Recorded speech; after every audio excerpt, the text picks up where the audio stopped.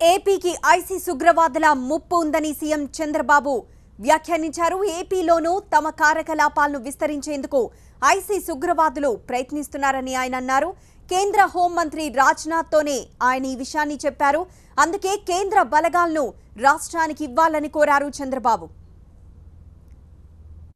Our people are prepared. This center is very necessary for us. Even earlier we got very good results.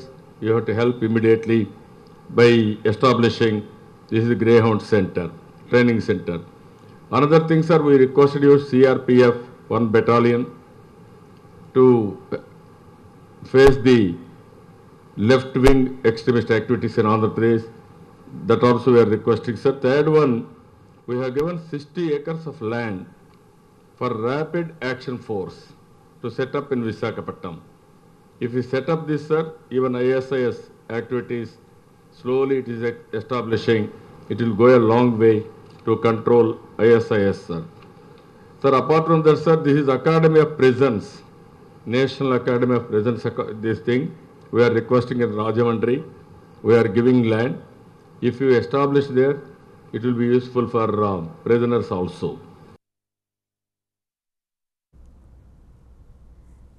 పూర్తి సమాచారం మా ప్రతినిధి అశోక్ అందిస్తారు. అశోక్, చంద్రబాబు నోటి వెంట ఐసిస్ ఉగ్రవాదుల గురించి తొలిసారి ఆ మాట విన్నామన్నది ఇక్కడ గమనించాల్సి ఉంటుంది.